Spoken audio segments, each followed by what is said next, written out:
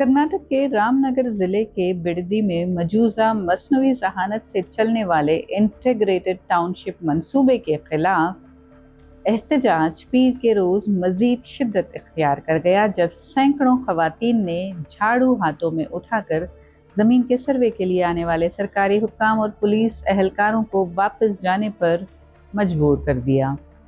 सरकारी हुक्काम पुलिस की भारी नफरी के साथ मंदगाहल्ली गांव पहुंचे थे ताकि मजूजा टाउनशिप के लिए ज़मीन का सर्वे किया जा सके। ताहम वहां पहले से मौजूद सैकड़ों किसान, खवातीन और बच्चों ने सड़कें बंद कर दी और हुक्काम को गांव में दाखिल होने से रोक दिया। जब हुक्काम ने आगे बढ़ने की कोशिश की तो खवातीन ने झाड़ू उठाकर उनका रास्ता रोक लिया और मुतालबा किया कि ज़मीन के सर्वे से मुताल्लिक़ तहरीरी सरकारी हुक्म दिखाया जाए। हुक्काम मतलूबा दस्तावेज पेश न कर सके, जिसके बाद उन्हें वापस जाना पड़ा। एहतजाज के दौरान पुलिस और मुजाहिरीन के दरमियान धक्कम पेल भी हुई, जिसमें चंद पुलिस एहलकार जख्मी हो गए। खवातीन ने पुलिस की भारी मौजूदगी में सरकारी गाड़ियों का घेराव किया, ज़मीन के हुसूल के खिलाफ नारे लगाए और सब्ज़ शॉलें ओढ़ कर रखी थीं, जो किसान तहरीक की अलामत समझी जाती हैं। हुक्काम के दौरे से कबल पुलिस ने मुजाहिरीन के साथ कई मरहलों में मुज़ाकरात किए, ताहम कोई पेशरफ्त न हो सकी। देहातियों ने वाज़ेह ऐलान किया कि वो किसी भी सूरत में ज़मीन हासिल करने के अमल के लिए सरकारी एहलकारों को इलाके में दाखिल नहीं होने देंगे। इस बीच मरकज़ी वज़ीर HD कुमारस्वामी ने रियासती हुकूमत पर किसानों के साथ सख्त रवैया इख्तियार करने का इल्ज़ाम लगाया।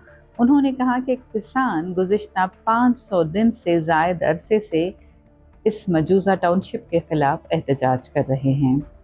HD कुमारस्वामी ने तसादुम की ज़िम्मेदारी रियासती हुकूमत पर आयद करते हुए मुजाहिरीन से अपील की कि वो अपना एहतजाज पुरअमन अंदाज में जारी रखें और हुकूमत को खबरदार किया कि किसानों की आवाज़ दबाने के लिए पुलिस का इस्तेमाल न किया जाए। उधर बीजेपी के रियासती सदर BY विजेंद्रा ने भी वज़ीर आला DK शिव कुमार को तनकीद का निशाना बनाया। उन्होंने इल्ज़ाम लगाया कि वज़ीर आला किसानों के मफादात को नज़रअंदाज करके रियल एस्टेट के मफादात को तरजीह दे रहे हैं। वाज़ह रहे कि मजूजा AI इंटीग्रेटेड टाउनशिप मंसूबे के तहत 9 देहातों में फैली 7,404 एकड़ ज़मीन हासिल करने की तजवीज़ है, जिसके खिलाफ मकामी किसान मुसलसल एहतजाज कर रहे हैं। ಕಳೆದ 500 ದಿನಗಳಿಂದ ಬಿಡದಿ ಟೌನ್ಶಿಪ್ನ ವಿರೋಧವಾಗಿ ಅಲ್ಲಿಯ ಕೃಷಿಕರು ಹೋರಾಟವನ್ನೇನು ಮಾಡ್ತಾ ಇದ್ದಾರೆ. ಆ ಕೃಷಿಕರ ಹೋರಾಟದಲ್ಲಿ ಆ ಸ್ಥಳದ ಮಹಿಳೆಯರು, ಹಲವಾರು ಹಿರಿಯರ ಒಂದು ಹೋರಾಟಕ್ಕೆ ನಿರಂತರವಾದಂಥ ಬೆಂಬಲವನ್ನು ಶಾಂತಿಯುತವಾಗಿ ನೀಡ್ತಾ ಇರ್ತಕ್ಕಂಥದ್ದೇನಿದೆ. ಇವತ್ತು ಏಕಾಏಕಿ ಸರ್ಕಾರದ ಅಧಿಕಾರಿಗಳು ಅಲ್ಲಿ ಸರ್ವೆ ಮಾಡಲಿಕ್ಕೆ ಬಂದಾಗ ಅಹಿತಕರ ಘಟನೆಗಳು ಏನು ನಡೆದಿರ್ತಕ್ಕಂಥದ್ದಕ್ಕೆ ಇವತ್ತು ಸರ್ಕಾರದ ಚಿಂತಾವಣೆಯೇ ಏನಿದೆ, ನಮ್ಮ ರೈತ ಬಂಧುಗಳಿಗೆ, ನನ್ನ ತಾಯಂದಿರಿಗೆ, ರೈತ ಜೀವನವನ್ನು ನಿರ್ವಹಿಸ್ತಕ್ಕಂಥ ತಾಯಂದಿರಿಗೆ ಮನವಿ ಮಾಡ್ತಕ್ಕಂಥದ್ದು, ಯಾವುದೇ ಕಾರಣಕ್ಕೂ ಯಾವುದೇ ಕೆಟ್ಟ ಘಟನೆಗಳಿಗೆ ಅವಕಾಶ ಕೊಡದೆ ಇವತ್ತು ಶಾಂತಿಯುತವಂತ ನಿಮ್ಮ ಹೋರಾಟ ಏನಿದೆ ಅದನ್ನು ಮುಂದುವರಿಸಿ ಕಾನೂನಿನ ವ್ಯಾಪ್ತಿಯಲ್ಲಿ ನಿಮ್ಮ ಪರವಾದ ನ್ಯಾಯವನ್ನು ತರ್ತಕ್ಕಂಥದ್ದಕ್ಕೆ ಹೋರಾಟ ಮಾಡಲಿಕ್ಕೆ ಈಗಾಗಲೇ ಹಲವಾರು ಜನ ತಯಾರಿರ್ತಕ್ಕಂಥದ್ದೇನಿದೆ.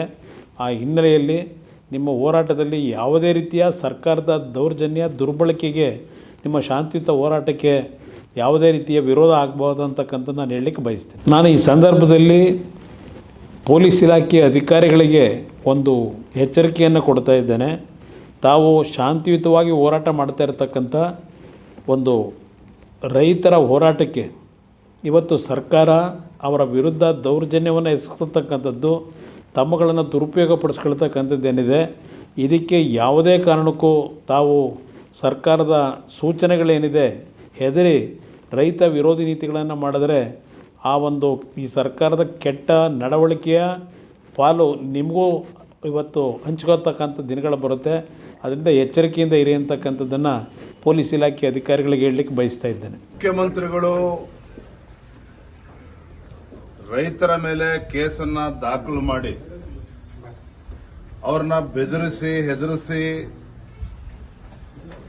ರೈತರನ್ನ ಬೀದಿಗೆ ತಂದು ಜಮೀನನ್ನ ಕಸ್ಕೊಳ್ಬಹುದು ಅನ್ನುವ ಭ್ರಮೆನಲ್ಲಿ ಅವರೇನಾರು ಇದ್ರೆ ಆ ಭ್ರಮೆಯಿಂದ ಹೊರಗೆ ಬರಬೇಕು ಅಂತೇಳಿ ತಮ್ಮ ಮುಖೇನ ನಾನು ಆಗ್ರಹಪಡಿಸ್ತಾ ಇದ್ದೇನೆ. ಒಬ್ಬ ರಾಜ್ಯದ ಮುಖ್ಯಮಂತ್ರಿಗಳಾಗಿ ರೈತರ ಸಂಕಷ್ಟಕ್ಕೆ ಸ್ಪಂದನೆ ಮಾಡಬೇಕಾಗಿರ್ತಕ್ಕಂಥ ಕರ್ತವ್ಯ ಅವ್ರ ಮೇಲಿದೆ. ಈ ರೀತಿ ದಬ್ಬಾಳಿಕೆ ಮಾಡೋದಕ್ಕಲ್ಲ ನೀವು ರಾಜ್ಯದ ಮುಖ್ಯಮಂತ್ರಿಗಳಾಗಿರುವಂತದ್ದು. ಹಾಗಾಗಿ ಈಗಲೂ ಕೂಡ ಕಾಲ ಮಿಂಚಿಲ್ಲ, ಜನ ಬೀದಿಗಿಳಿದಾಗಿದೆ. ಇವತ್ತು ಬಿಡದಿ ವಿಚಾರದಲ್ಲಿ ಟೌನ್ಶಿಪ್ ಬಗ್ಗೆ ತಲೆ ಕೆಡಿಸ್ಕೊಳ್ದೇನೆ ಉತ್ತರ ಕರ್ನಾಟಕದ ಅಭಿವೃದ್ಧಿ ಬಗ್ಗೆ ತಲೆ ಕೆಡಿಸ್ಕೊಳ್ಳಿ. ಇಲ್ಲಿ ಬಂದು ಫೋಟೋ ಹೊಡೆಸ್ಕೊಂಡು ಲಿಂಗು ಕೈಲಿಡ್ಕೊಂಡು ಶಿವಪೂಜೆ ಮಾಡಿ ಇವೆಲ್ಲ ಕಪಟ ನಾಟಕವನ್ನ ಬದಿಗಿಟ್ಟು ಕಲ್ಯಾಣ ಕರ್ನಾಟಕ ಆಗಲಿ ಕಿತ್ತೂರು ಕರ್ನಾಟಕದ ಬಗ್ಗೆ ತಲೆ ಕೆಡಿಸ್ಕೊಳ್ಳಿ, ರೈತರ ಬಗ್ಗೆ ತಲೆ ಕೆಡಿಸ್ಕೊಳ್ಳಿ. ರೈತರ ಇವತ್ತು ಆದ್ಯತೆ ರಾಜ್ಯದ ಮುಖ್ಯಮಂತ್ರಿಗಳಿಗೆ ಕಾಂಗ್ರೆಸ್ ಸರ್ಕಾರಕ್ಕೆ ಆಗಬೇಕೇ ವಿನಃ ಟೌನ್ಶಿಪ್ಗಳಲ್ಲ. ಟೌನ್ಶಿಪ್ ಅಗತ್ಯತೆ ಇದೆಯಾ? ಖಂಡಿತ ಅಗತ್ಯತೆ ಇದೆ. ಆದರೆ ರೈತರ ಜಮೀನನ್ನ ಕಸ್ಕೊಂಡು ಮಾಡೋದಕ್ಕೆ ಸಾಧ್ಯ ಇಲ್ಲ. ನಿಜವಾಗ್ಲೂ ಕೂಡ ನೀವು ಅಭಿವೃದ್ಧಿಯ ಬಗ್ಗೆ ಕಾಳಜಿನೇ ಆಗಿದ್ರೆ ಬೆಂಗಳೂರು ಅಭಿವೃದ್ಧಿ ಆದರೆ ಇಡೀ ರಾಜ್ಯದ ಅಭಿವೃದ್ಧಿಯನ್ನ ಭ್ರಮೆನಲ್ಲಿ ಇವತ್ತು ಕಾಂಗ್ರೆಸ್ ಸರ್ಕಾರ ಏನಿದೆ ಅದರಿಂದ ಹೊರಗೆ ಬಂದು ಉತ್ತರ ಕರ್ನಾಟಕದಲ್ಲಿ ಯಾವ ರೀತಿ ಅಭಿವೃದ್ಧಿ ಪಡಿಸಬೇಕು ಅದ್ರ ಕಡೆ ಗಮನ ಹರಿಸಲಿ. ಯಾಕೆ ಸರ್ ಪಟ್ಟು ಹಿಡ್ಕೊಂಡು ಕೂತಿದೆ ಸರ್ಕಾರ ಅಂತ? 80% ರೈತರು ಒಪ್ಪಿಗೆ ಇದೆ ಅಂತ ಹೇಳ್ತಾರೆ ಸಿಎಂ. ಬಿಡದಿ ಟೌನ್ಶಿಪ್ ಜೊತೆಗೆ ಕನಕಪುರದಲ್ಲಿ ಏರ್ಪೋರ್ಟ್ ಅನ್ನ ಏನ್ ಮಾಡೋದಕ್ಕೆ ಹೊರಟಿದ್ದಾರಲ್ಲ, ಇವೆರಡೂ ಕೂಡ ಒಟ್ಟೊಟ್ಟಿಗೆ ಸೇರ್ಕೊಂಡಿದೆ. ಮತ್ತೆ ಡಿ.ಕೆ. ಶಿವಕುಮಾರ್ ಅವರು 100 ಎಕರೆ ಅಲ್ಲ 1000 ಎಕರೆ ಜಮೀನನ್ನ ಅಲ್ಲಿ ಇದೆ ಅನ್ನೋ ಚರ್ಚೆಗಳು ಕೂಡ ಅಲ್ಲಿ ಜನಸಾಮಾನ್ಯರು ಇವತ್ತು ಮಾತನಾಡ್ತಾ ಇದ್ದಾರೆ. ನಾನು ಅದಕ್ಕೆ ಅವತ್ತಿನ ಕೂಡ ಹೇಳ್ತಾ ಇರುವಂತದ್ದು, ರಾಜ್ಯದ ಮುಖ್ಯಮಂತ್ರಿಗಳಿಗೆ ರೈತರ ಬಗ್ಗೆ ಆಸಕ್ತಿ ಇರಬೇಕೇ ವಿನಃ ರಿಯಲ್ ಎಸ್ಟೇಟ್ ಬಗ್ಗೆ ಅಲ್ಲ. ರಿಯಲ್ ಎಸ್ಟೇಟ್ ಬಗ್ಗೆ ಮರೆತು ರೈತರ ಬಗ್ಗೆ ಆಲೋಚನೆ ಮಾಡಿದ್ರೆ ಬಹುಶಃ ಇವತ್ತು ಬಿಡದಿನಲ್ಲಿ ರೈತರು ಬೀದಿಗಿಳಿದು ಹೋರಾಟ ಮಾಡುವಂತ ಪರಿಸ್ಥಿತಿ ನಿರ್ಮಾಣ ಆಗ್ತಾ ಇರಲಿಲ್ಲ. ರಾಜ್ಯದ ಅಭಿವೃದ್ಧಿ ಅಲ್ಲ, ಅವರ ಅಭಿವೃದ್ಧಿಗೋಸ್ಕರ.